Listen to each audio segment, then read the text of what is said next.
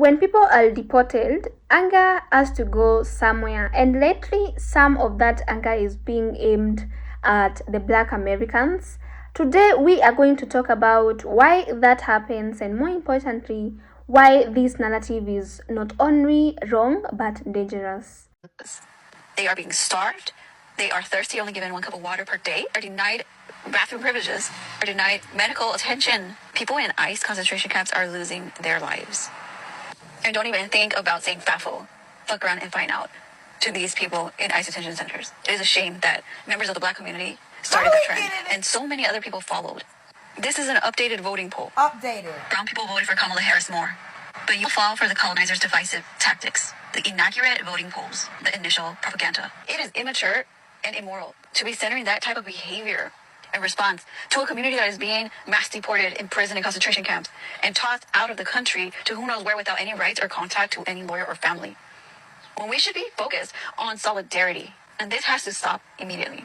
Especially those of you who claim to be activists perpetuating this FAFOBS this Mexican lady. And then I went to her page and she doubled down and literally said that they helped us during the Civil War, which is a lie. And the Mexicans helped free the slaves. First of all, Mexico has slavery themselves that wasn't abolished until 1829 or 1830 or something, somewhere around there. And the president that abolished slavery in Mexico was Afro-Indigenous.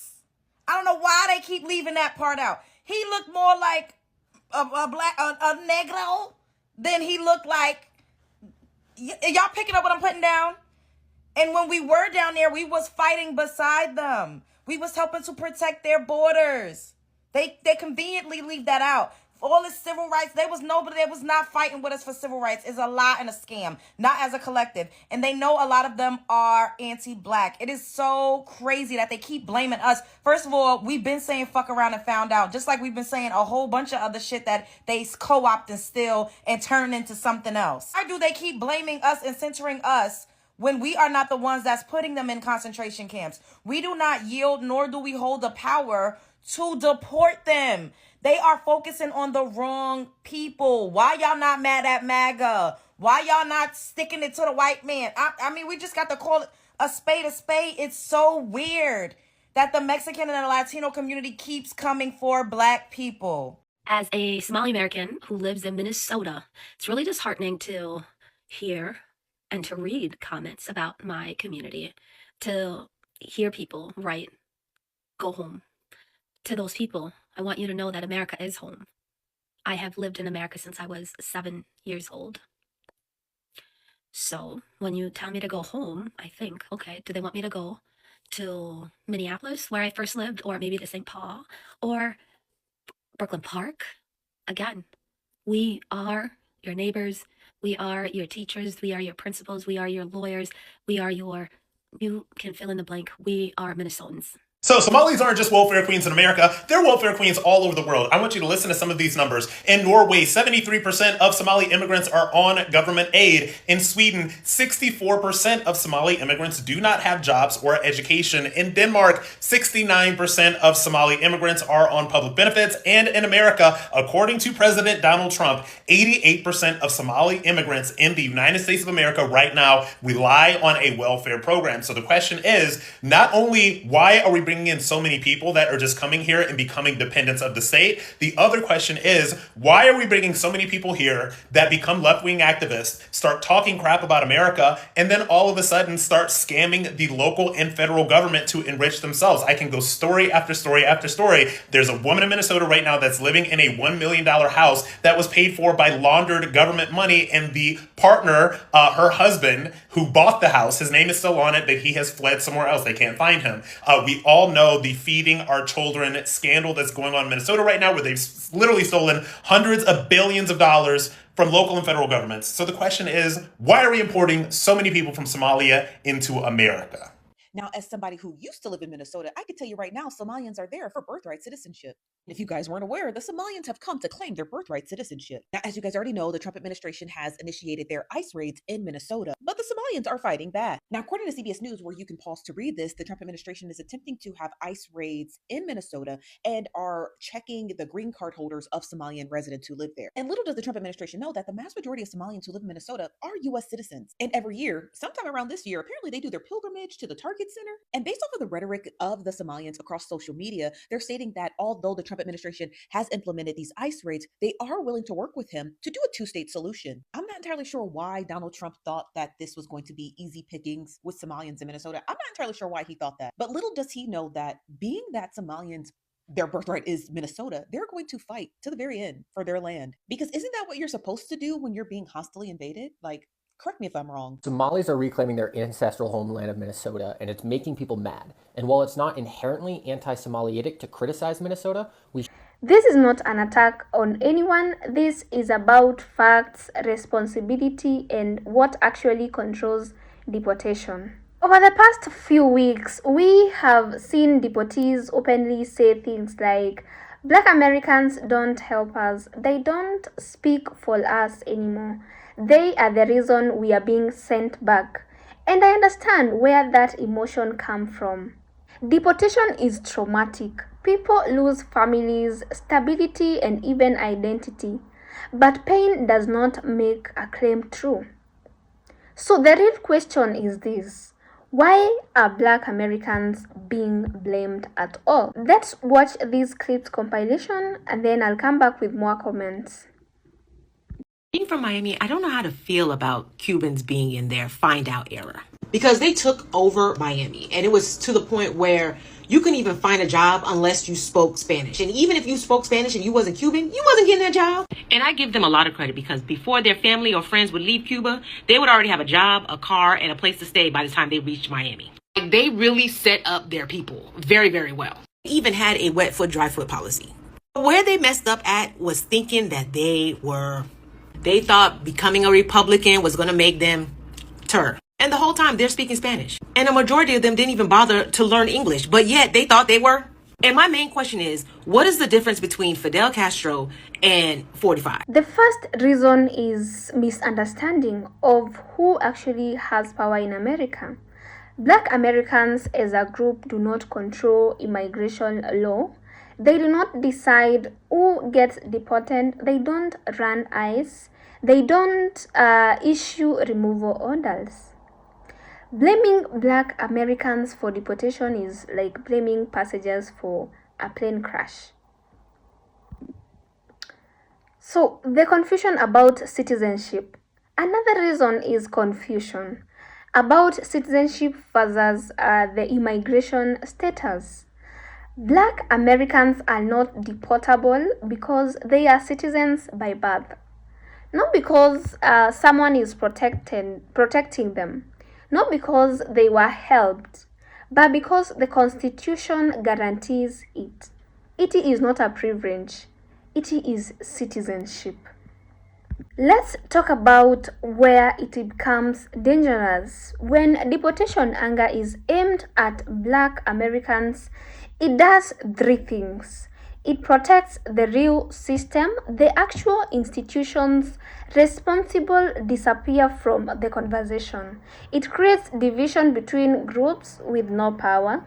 People start fighting sideways instead of upward.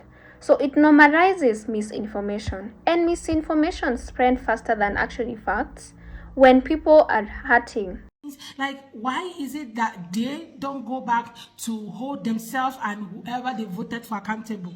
Why are they always coming back to Black folks and saying, oh, if Kamala was the president, all of these things that are being exposed right now wouldn't have even been exposed. So many of these things would have still, be happening without anybody knowing about it. This, that, like, literally calling out people who actually are even sympathetic about what is happening, because literally we've seen a lot of Black folks even making videos about Renee Gold and everything that happened to her and all of that. But most immigrants just learn their lessons, and yeah, Black Americans need to just let them. Yeah, I think so. I think so. And I like the fact that they are actually minding their business right now and saying, like, enough is enough. We're not doing this with you, or we're just going to focus on our community, focus on black community, black owned businesses, build our thing and all of that. Go to spa, go on that vacation, just have fun as black Americans, like, right? So this one said black Americans not putting on capes to defend and rescue communities whose entire existence was anti-black is what the issue is. Okay, that's what the issue is. Anti-no black and brown coalition, that's a wrap. Okay, leave us black Americans out of your mess while we focus on ourselves. Okay, and she said, this one said she needs to have a fireside chat with Latinos for sure.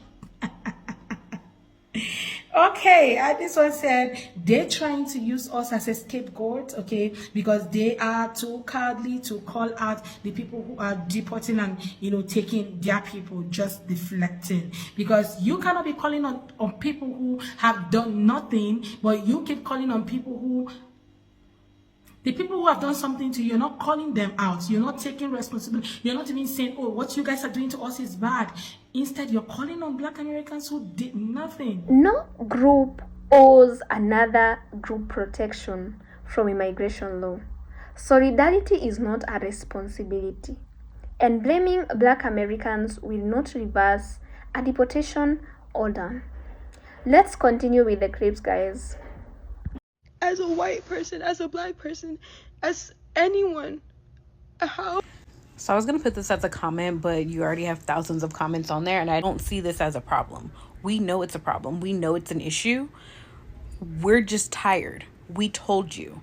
We told you, and not you as specifically you. We told you as the country what is going to happen. We knew this was going to happen, and people still voted him into office. You don't need to talk to black people and ask black people where we are and why we aren't doing anything and why we aren't standing up, because black people have always been standing up.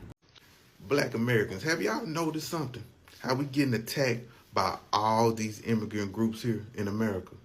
We getting attacked by the Mexicans. We getting attacked by the Africans. We getting attacked by the Caribbeans. We getting attacked by the Venezuelans. We getting attacked by all these, and even the Indians now coming at us sideways. Now that's crazy. Even the Indians coming at sideways. But what's funny, we tried to be allied to these people for decades on this land. For decades on this land. Now, we've been trying to tell them, like, listen, y'all trying to get close to whiteness. Them people don't like y'all. They gonna turn on y'all. Oh, shut up. You don't know no better. You work hard. You don't work hard. We work hard. They want us because we work hard. Now they getting a wake-up call. And guess what they doing? They running to black Americans for help. Hey, I thought we was brothers. What about the black and brown community? Hey, brother, me and you are African. Me and you are African. You my brother. You supposed to stand with us. That's what they doing now. It's a reason why them Africans keep telling us lately that we African. And reason why they saying that because they want to crowbar their way into black American society so they can be protected. No. At the beginning, y'all say we ain't African. Y'all say we ain't have no culture. Y'all say all these disparaging things. If someone wants to talk about deportation, honestly, the conversation has to include immigration law, criminal convictions, visa overstays, we have removal orders, and court decision, not racial blame. And clearly, this is not happening in these conversations. I understand the pain behind this anger. But aiming the pain at black Americans is not only unfair, but it also keeps people from understanding the system that actually controls their fate. So if we want real conversations about deportation, they have to be based on the truth, not just targets. If you found this breakdown useful, kindly consider joining our family by hitting the subscribe button. Also like the videos and tell me what you think on the comment section. Do you think anger over deportation is being aimed at the wrong people? Give your views respectively on the comment section. Thank you for watching up to this point. I'll see you in the next episode. Bye for now.